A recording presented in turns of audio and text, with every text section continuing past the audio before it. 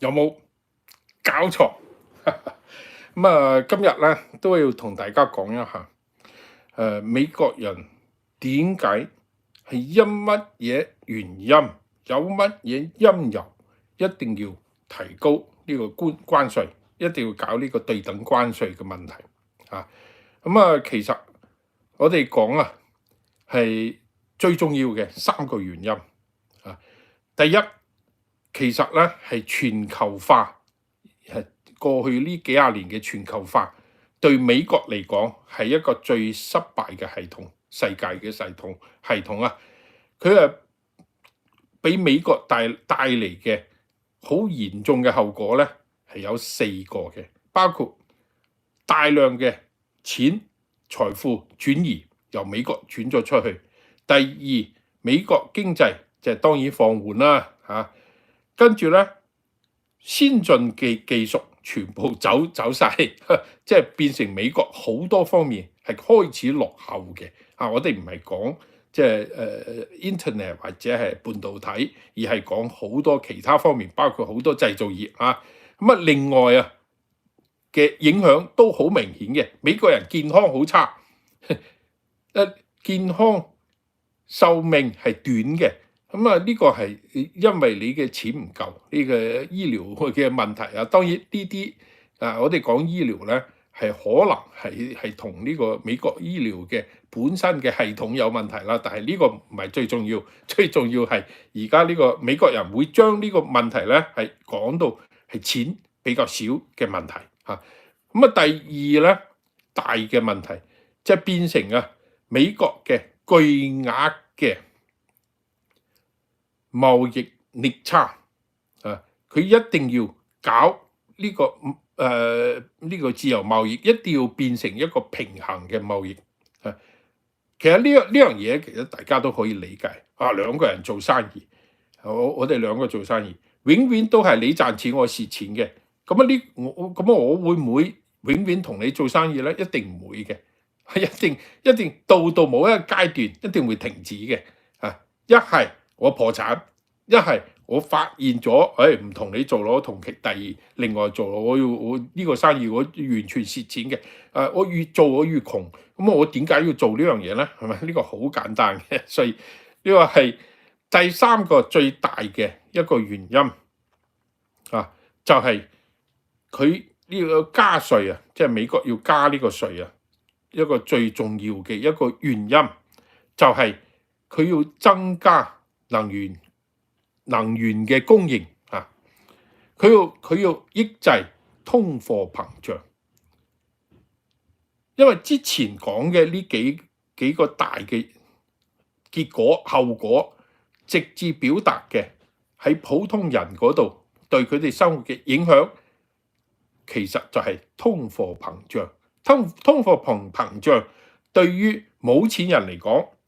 係生活質素嘅降低。對於有錢人嚟講啊，佢係財富嘅大量增加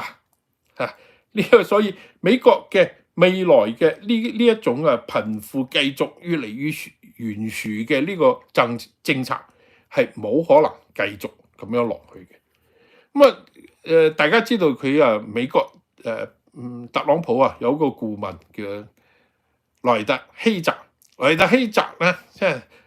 之前係大家好有名，佢係美國白宮嘅貿易代表啊。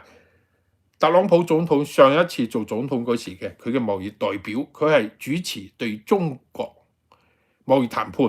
啊。而家咧今年年紀大，佢係做呢個顧問。佢前一排就接受呢個採訪嘅，所以佢講咗佢採訪裏邊講咗好多好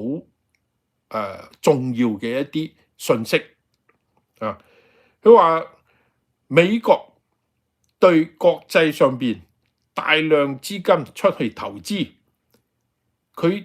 影響嘅係美國人啊。佢話佢影響嘅係喺美國嘅內部嘅投資啊。呢個大家知道，投資係對一個經濟好重要。佢話過去呢30年，美國人投出去幾多錢呢？佢有個數字，23.5萬億美金。佢話20年前啊，呢個數字係負嘅3萬億美金，即係話其他國家向美國淨投資3萬億美金。所以呢20幾年啊，等於係美國人淨向其他國家投資咗超過21萬億美金。咁啊，呢個咧對經濟嘅影響，所有人都知啊，會發生乜嘢嘅。所以佢嘅觀點就話，貿易啊本身係一個互通有無啊嘛。啊，你啊我冇呢樣嘢，我買你嘅；你冇嗰樣嘢，你就買我嘅，係咪？但係而家等於係美國開放咗所有嘅嘢，包括呢個資本嘅系統啊、貿易嘅系統啊、呢個市場啊，所有呢啲全部開放，包括佢嘅所有嘅產業都開放。但係其他國家就制定咗好複雜嘅好多政策。關稅只係其中之一，包括產業政策包括呢啲關稅啊、補貼啊，係咪？即係所有呢啲嘢，佢嘅意思即係話，我要你過嚟投資，但係又唔俾你賺咁多錢啦，係咪？即係話即係會有好多問題嘅，所以等於係其他即係美國因為我哋講啊，美國因為第二次世界大戰之後，美國即係經濟超過其他國家太多，所以對其他國家嘅貿易嘅呢個赤字，對美國嚟講唔係一個大嘅問題，佔嘅比例好少。但係而家唔係啦，我哋睇到嘅赤字只係貿易嘅赤字逆差，你仲要加埋美國人嘅資本嘅赤字，呢樣嘢就更加犀利啦。所以佢講出嚟嘅呢個大嘅問題就係咁樣啊，等於佢嘅意思即係話咩咧？當美國人加谷關稅之後，第一係制止咗貿易逆差，第二佢就係切斷咗美國資本外流嘅呢個通道。當然唔係全面嘅截斷啦，令到你困難啦，困難好多係咪？即係佢有啲措施嘅。所以佢就變成咧呢個佢一定要採取呢個措施嘅。2003年啊，即係差唔多係呢個22年前啊，呢個巴菲特啊，大家知道曾經寫過一篇文章，佢就話佢好擔心貿易逆差會令到美國嘅淨國際投資串頭即係嗰個數字變成一個負數佢話如果係咁樣咧，長期咁樣咧，可能即係美國會有問題。而家就係現實嚟嘅。佢當時佢話咧，可能係到過多10年啦、10幾年啦，可能美國嘅向其他國家投資嘅錢可能會有2萬億、3萬億，所以而家係到幾多？23萬億。你話呢個情況有幾嚴重啊？所以呢個萊特希澤咧，佢就話1960年到1980年，同1980年到2000年，再同2000年到而家2025年啊，呢3個階段，美國有佢唔係呢3個階段，美國經濟係分成唔同嘅呢個表現嘅。60年到80年咧，20年間美國有14年嘅 GDP 增長係超過3%嘅。佢話佢認為呢個係合理嘅。咁80年到公元2000年咧，又有14年 GDP 嘅增長係超過3%嘅。呢個當然對一個經濟嚟講係比較健康啦。公元2000年到而家，美國只有3年經濟增長係超過3%，而且佢又包括其中一年係疫情期間，係即係你知道美國聯邦政府由4萬億嘅聯邦支出變成6萬億嘅聯邦支出，等於政府使多咗2萬幾億，呢個擺入去29萬億嘅 GDP 裏邊，你又已經有2萬億支出多咗，你係經濟一定係增長係多㗎啦，所以呢個係佢話唔作數所以呢個佢話點解呢20年開始變得咁犀利呢？原因就好簡單，就係呢個全球化。2020年之後越嚟越嚴重所有呢個自由貿易，所謂嘅自由貿易就越嚟越開放。咁當然就佢認為呢一種全球化嘅制度就決定咗美國經濟越嚟越差。其實呢樣嘢咧唔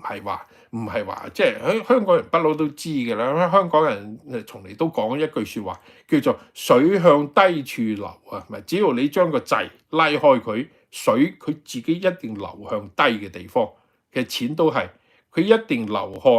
向勞動力低嘅地方，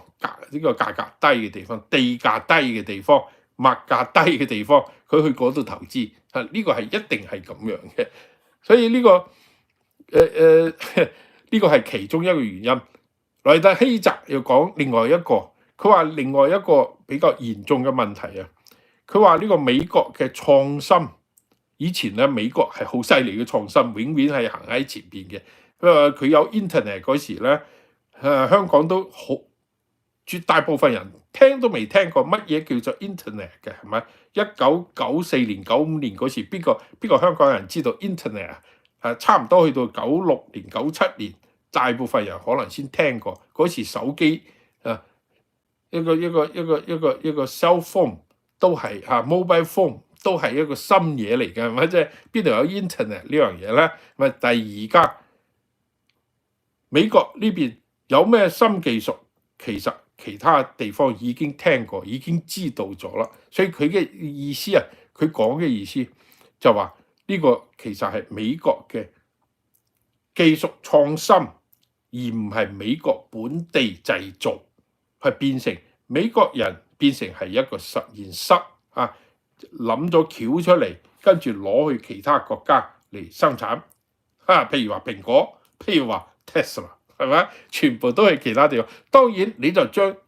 最新嘅技術、最好嘅技術，第一時間掟咗去其他國家所以變成咧美國就變成高科技嘅製造方面越嚟越落後，包括大家知道芯片，美國人就算而家設計呢個創新，呢個科技創新都係喺美國進行嘅，但係生產芯片晶片生產最好嘅唔係美國人，係咪？大家都知嘅。所以呢樣嘢咧就係佢都計，佢話呢個係一個開放性嘅貿易，當然係對其他好多國家係有好處，但係對於美國嚟講係冇好處，佢就係咁嘅意思嘅。佢話好多美國好多呢個大學教呢個咩工程師，教呢個機器我知道嘅。美國嗰啲教嗰啲機械機器根本都唔係教你點樣製造點樣做呢個操作或者點樣設計，唔係嘅。美國嗰啲 engineering 佢教你都最主要教你咩？供應鏈喺邊度買貨，喺邊度生產喺邊度銷售，佢係教你呢啲嘅。等於好似醫生咁樣，佢教唔係一個工程師，而係教一個做生意嘅工程師。呢個兩樣嘢係爭好遠嘅，所以呢樣嘢就比較有意思萊特希澤佢就講，製造業對於一個國家嚟講係非常之重要，佢唔係唔重要嘅，因為美國人將製造業全部轉移去其他國家，自己只係搞設計、銷售、融資、財務佢話呢個係絕對係一個大問題嘅。佢講咗幾個原因。第一個原因，製造業工資更加高，福利係比較好，比較穩定，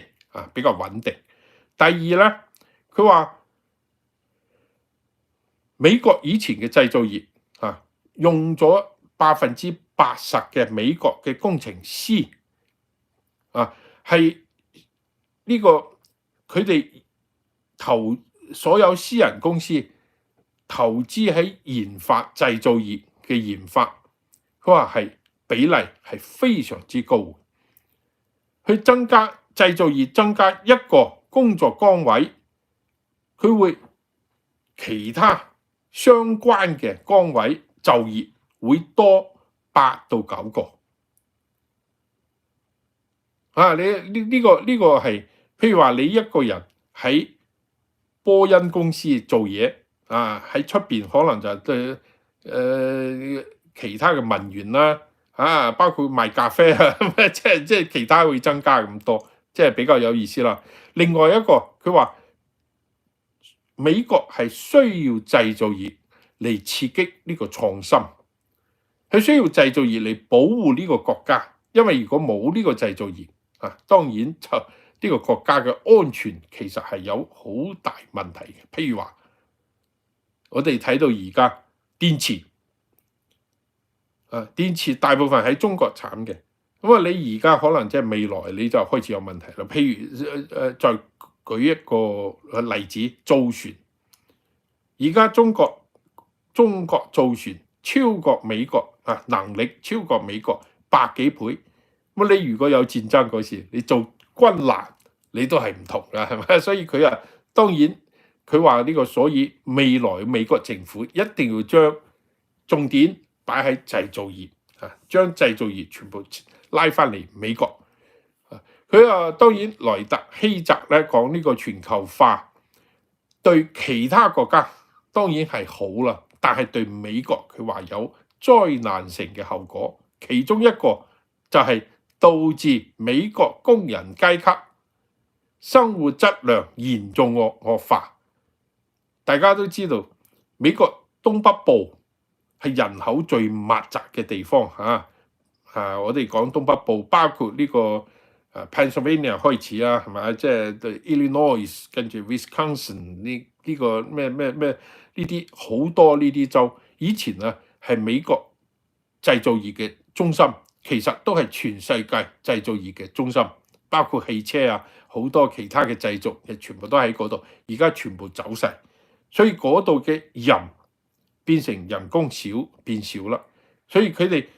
揾唔到嘢做，但係唔係所有人都會搬去其他地方揾到其他地方嘅嘢做噶嘛。咁啲人喺本地，佢嘅生活質量會嚴重受到影響，所以衡量美國嘅平均壽命嘅影響係相當之大，所以佢話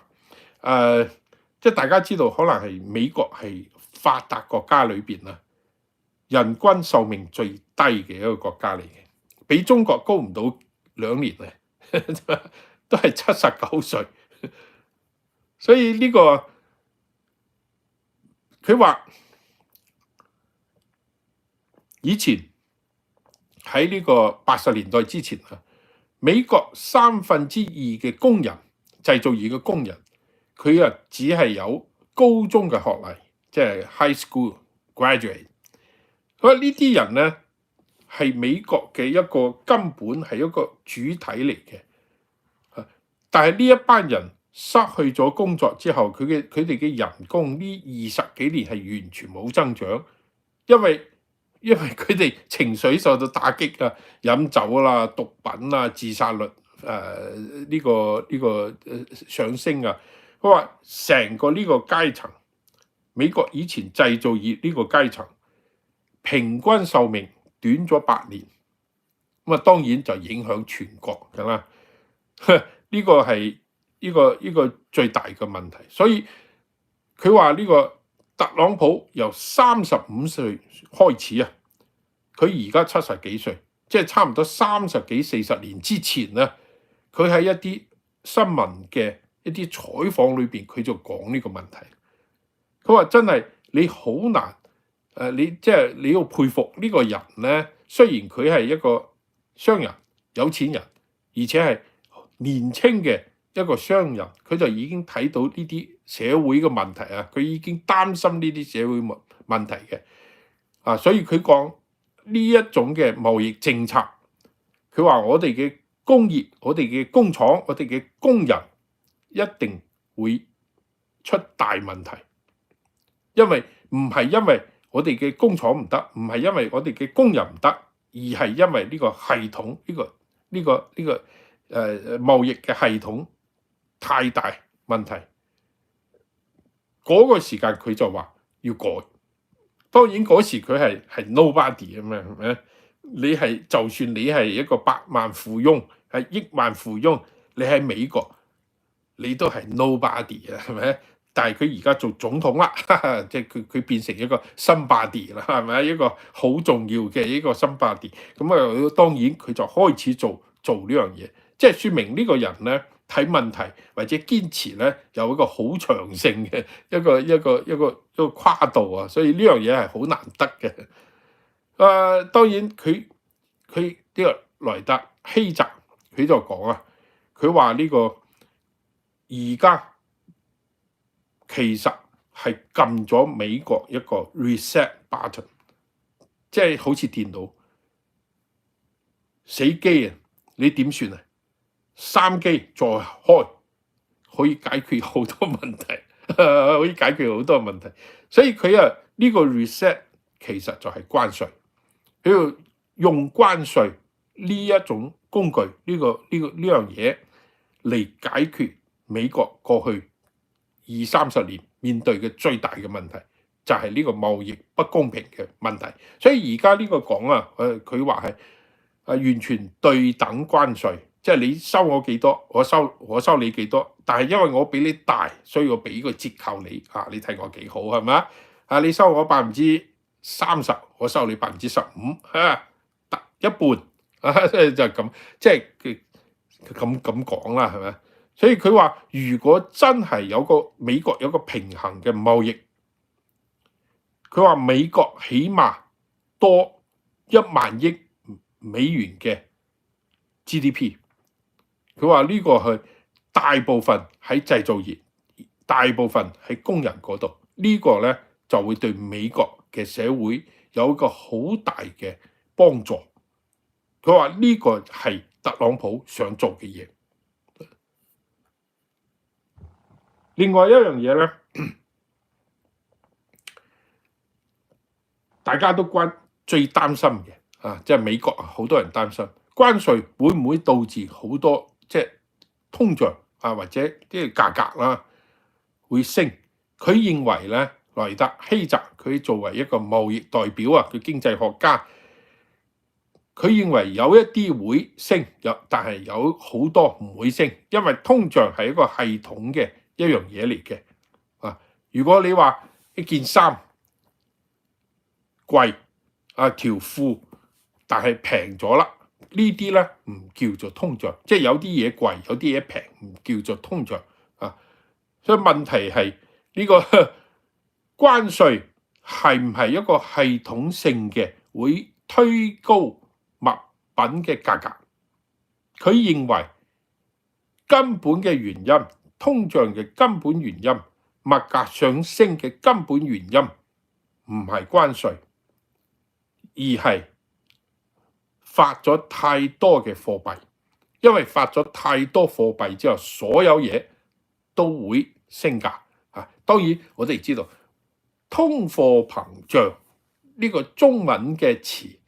其實唔會造成誤會嘅，英文嘅詞可能會 inflation， 即係可能 inflation 同錢有咩關係呢？喺字面上邊係冇關係噶嘛。但係中國通貨其實就係講貨幣啦，膨脹因為佢太多啦，係咪？即係所以通貨膨脹呢個中文嘅翻譯過嚟咧，對於中國人理解呢個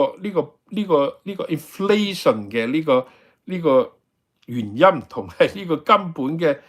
呢個因素就好明白嘅。因為你發咗太多錢，而嗰個貨品唔夠，咁所有嘢就會價格上升。所以根本嚟講，中國人好容易理解通貨膨脹嘅原因係因為錢太多，唔係因為嗰個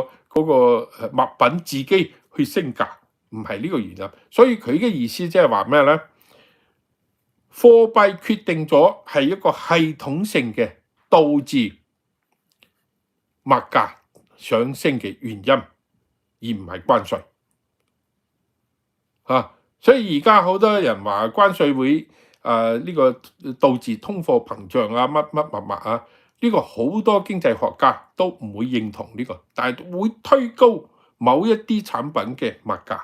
但係都會降低某一啲產品嘅價格，係咪？因為你好簡單，你美國人買其他國家嘅嘢可能貴咗，但係美國嘅貨品出口都出唔到去咯，係咪？因為呢個關稅太高啦，係咪？人哋都關稅高，咁就變成咧，佢一定要喺國內嚟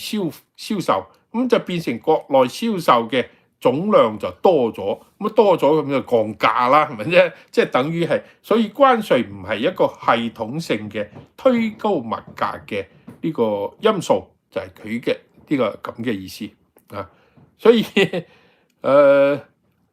佢而家就萊特希澤咧就舉咗個例子，我覺得都幾有意思嘅。佢話而家因為關稅咧就可能會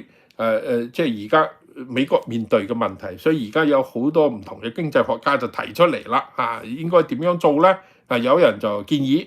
我哋因為關稅咧會整到呢個經濟咧就放緩，所以咧我哋應該降低利息嚇。但係有人講關稅會推高物價啊，係咪？即係所以我哋應該提高利息減少貨幣，咁就呢個物價就可以降低。所以呢個而家呢個真係對於呢個聯儲嚟講係好麻煩嘅一個問題啦，係咪？但係最重要嘅就係你可以睇到呢個物價同關稅之間冇一個邏輯直接嘅系統性嘅聯繫，所以佢就解釋呢樣嘢。所以佢話呢個係非常之有意思嘅。咁關稅呢個而家收呢個關稅，佢認為萊特希澤認為對特朗普，你對呢個特朗普點解要做呢個關稅，呢個全面對等關稅一個要解讀。佢話可以令到大家都去理解美國經濟一定要轉型，政策一定要變化。因為以前大家覺得美國佬太多錢啦，係嘛？好似我記得呢個日本首相上一次嗰個叫咩？日本即係之前嗰個俾人哋槍打死嗰個日本首相佢過嚟美國訪問，咁同特朗普講，特朗普就同佢提出嚟呢個關稅嘅問題。嗰個日本首相就會即係會講咗好有意思嘅一句説話，佢話咁多年美國領導人從嚟都冇人傾呢個問題，其實呢個先至係美國嘅貿易不平衡嘅一個最重要嘅原因，但係美國總統冇人傾呢樣嘢。當然即係佢覺得奇怪，但係好多人會覺得因為美國係大佬啊嘛，你有錢啊嘛，所以你就應該去咁樣做啊嘛，幫助其他國家。但係幫助時間耐，你俾錢俾得多咧，你就變成敵人啦，係咪？即係你一下次唔俾咁多嘅時間，即係而家，所以而家係其實講到明，美國而家已經唔係以前嘅美國，已經唔係第二次世界大戰之後嗰個美國，都唔係1980年、1990年嗰時嘅美國啦。經過呢20幾年嘅全球化嘅時代嘅呢個不平衡嘅貿易，美國失血太多，佢如果想生存落去，佢一定要改變自己嘅政策。一係大家做貿易，一係就平等嘅做貿易啊，一係就冇做，就咁簡單。唔可以好似以前咁樣啊，即係完全咁樣。所以呢個我哋講解咗一啲呢個問題之後咧，你當然大家就大概知道美國而家面對嘅問題啊。當然佢呢個入邊佢冇傾到美國而家面對嘅最嚴重嘅財政嘅問題。第一個36萬億美金嘅國債，第二每一年2萬幾億嘅財政赤字，36萬億嘅國債每一年俾嘅利息係超過1萬億，美國29萬億嘅 GDP。等於係3%嘅3.幾嘅 GDP 要用嚟還債，呢一種係絕對冇可能係維持落去嘅，所以 sooner or later it's gonna happen， 一定會發生嘅。當呢個中國政府，當其他國家政府喺度大聲叫、大聲嘈嘅時候咧，你有冇諗過過去咁多年係美國嘅呢種不平衡嘅政策係幫助咗好多國家嘅經濟恢復增長或者係進入繁榮？難道唔通呢個世界上真係有一個好似雷鋒啊，或者有一個毫不利己專門利人嘅一個國家系統？我哋就算真係有一個咁樣嘅系統，佢可以維持幾耐呢？好似美國咁大一個國家，咁強嘅一個經濟，20年已經係差唔多嘅。所以如果美國人要生存落去，要發展，要自己保持自己嘅生活，要保持自己嘅生活方式，佢一定要做出改變。所以呢個根本就唔係邊一個人嘅問題，唔係特朗普一個人頭腦一熱開始就做，換咗任何一個總統，可能佢唔敢做，但係問題會越嚟越嚴重，嚴重到某一日都一定要做。我諗啊，就算而家唔做，大概再過多5年到10年，美國人一定要做改變，呢一日一定會嚟嘅。所以呢個咧係冇得傾嘅，冇得講嘅。所以呢個如果全世界其他國家嘅人啊或者政府啊，如果唔理解呢個問題嘅最深層嘅原因嘅話咧，你只係同美國佬講要咁樣好似以前咁樣你以前都俾我佔你嘅便宜嘅，點解而家唔俾我佔啦？係嘛？呢個係賺攞嚟衰。美國人而家係已經冇路可退。好啦，我哋解釋咗點解美國人一定要呢一次點解一定要呢個所謂嘅全面對等關稅，佢有深層嘅社會美國自己本身嘅呢啲原因。好多謝大家，拜拜。